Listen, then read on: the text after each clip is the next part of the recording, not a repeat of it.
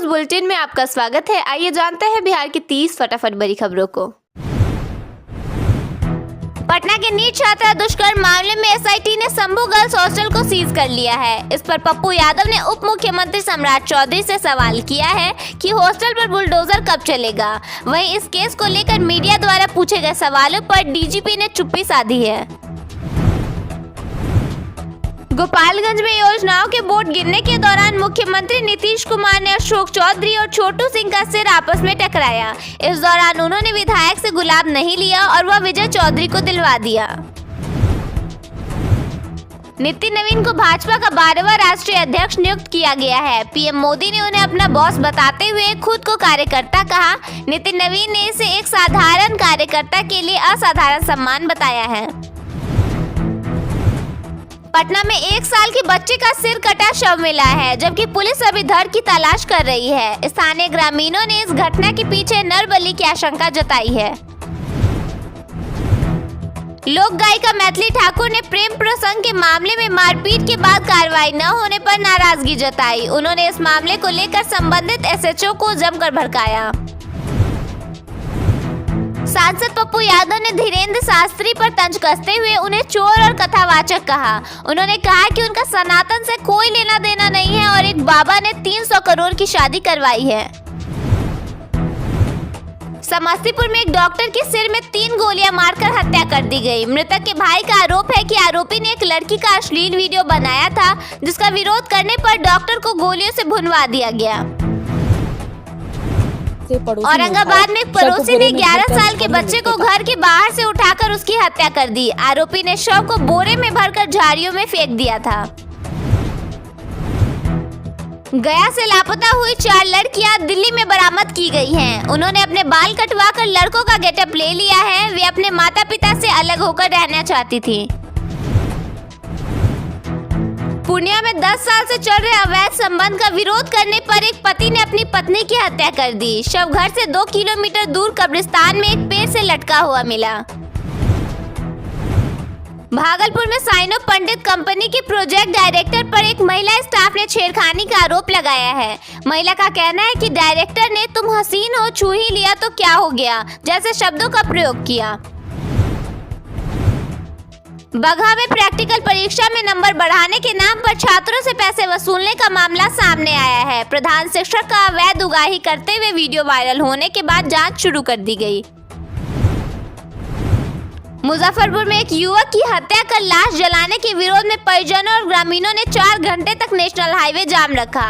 प्रदर्शनकारियों का कहना है कि आरोपियों की गिरफ्तारी तक वे वहां से नहीं हटेंगे। दरभंगा में पुलिस हिरासत से एक बदमाश भाग निकला, जिसे पुलिसकर्मी नाले में ढूंढते नजर आए। वीडियो बनाने वाले लोगों पर पुलिसकर्मियों ने नाराजगी जताते हुए कहा कि वे इसका तमाशा न बनाएं। बिहार के सभी जिलों में हल्की ठंड का असर रहेगा। मौसम विभाग ने आज अररिया, किशनगंज, पूर्णिया, कटिहार और भागलपुर में हल्के कोहरे को लेकर येलो अलर्ट जारी किया है। बिहार से अयोध्या जाना बेहद आसान होने वाला है। बेगूसराय जिले से अयोध्या के बीच रेगुलर अमृत भारत एक्सप्रेस चलाया जाएगा।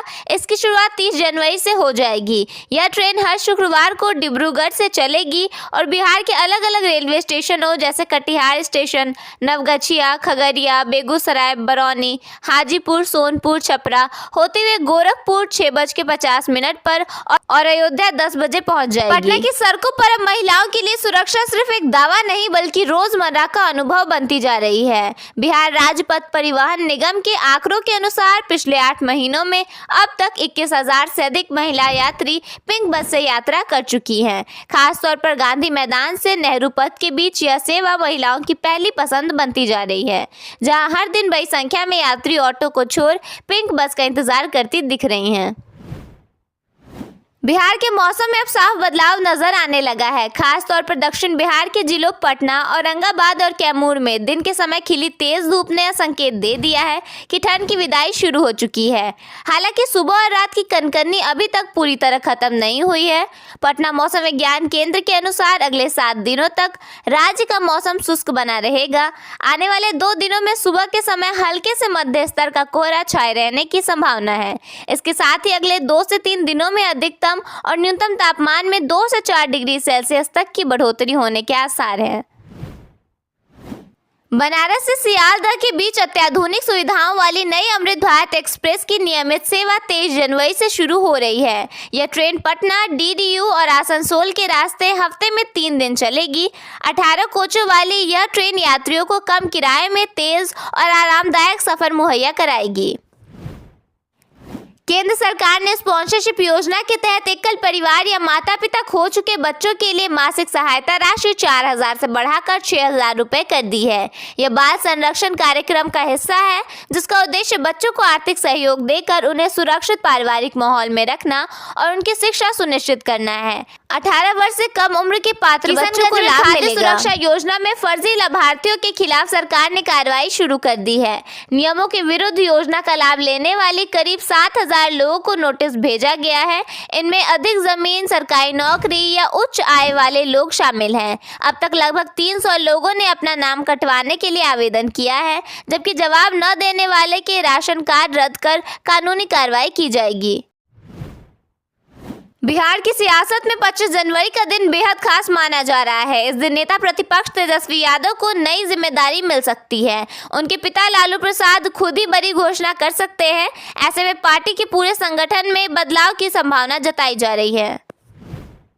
पटना के गांधी मैदान में 77वें गणतंत्र दिवस समारोह को भव्य और सुरक्षित बनाने के लिए जिला प्रशासन पूरी तरह मुस्तैद है। 128 सीसीटीवी कैमरे, 18 वॉच टावर और अस्थायी थाना नियंत्रण कक्ष के साथ प्रशासन ने हर कोने पर कई निगरानी की पूरी तैयारी कर ली है। नीट छात्रा मौत मामले में एसआईटी को बड़ा सुराग हाथ लगा है। छात्रा हर दिन की बात एक डायरी में लिखती थी, वह पर्सनल डायरी एसआईटी को मिल गई है। इसके अलावा मामले में जांच के लिए छात्रा के चैट और कॉल पैटर्न को भी खंगाला जा रहा है।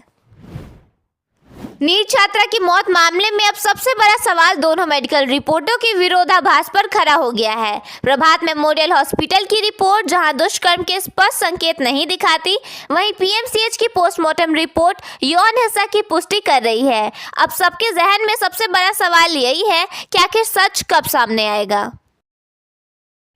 पटना हॉस्टल कांड को लेकर अब सियासी हमला तेज हो गया है। लालू यादव की बेटी रोहिणी आचार्य ने सोशल मीडिया पर मुख्यमंत्री नीतीश कुमार से भावुक अपील की है। इस मामले में तुरंत संज्ञान लेने और जरूरत पड़े तो यात्रा स्थगित करने तक की मांग की गई है। बिहार पुलिस अपराध जांच को वैज्ञानिक और तेज बनाने के लिए बड़े कदम उठा रही है। मुख्यमंत्री नीतीश कुमार के नेतृत्व में राज्य में 6 नए फॉरेंसिक साइंस लैब स्थापित किए जाएंगे, जिससे कुल संख्या 1 दर्जन हो जाएगी। पटना और राजगीर में साइबर फॉरेंसिक यूनिट भी शुरू होंगी। नए कानूनों के तहत FSL रिपोर्ट अनिवार्य होने से अपराधियों को सजा दिलाने में मदद मिलेगी, जिससे न्याय व्यवस्था पर भरोसा बढ़ेगा। मुख्यमंत्री नीतीश कुमार ने 1 अप्रैल 2026 से बिहार में जमीन मापी के लिए नई समय सीमा की घोषणा कर दी है। अविवादित जमीन की मापी 7 कार्य दिवस और विवादित की 11 कार्य दिवस में पूरी होंगी। यह फैसला 7 निश्चय 3 के तहत लिया गया है, जिसका उद्देश्य भूमि विवादों को कम करना और प्रक्रिया को सरल बनाना है। 31 जनवरी 2026 तक लंबित मामलों के निपटारे के लिए विशेष अभियान चलेगा। जहानाबाद के हुलासगंज स्थित इंजीनियरिंग कॉलेज के छात्रावास में शॉर्ट सर्किट से भीषण आग लग गई। हादसे में आधे दर्जन छात्र झुलस गए, जिससे कॉलेज परिसर में अफरा तफरी मच गई। आरा साइबर पुलिस ने मोबाइल नंबर पोर्टिंग के जरिए ठगी करने वाले एक अंतर्राज्यीय गिरोह का खुलासा किया है। इस मामले में नवादा के 2 सगे भाइयों को गिरफ्तार किया गया, जिनके नेटवर्क बिहार और झारखंड तक फैले थे। आरोपी ग्रामीण इलाकों के लोगों के मोबाइल नंबर पोर्ट कराकर उनके बैंक खातों से पैसे निकाल लेते थे। पुलिस ने अपराधियों के पास से नकदी और कई इलेक्ट्रॉनिक उपकरण बरामद किए हैं।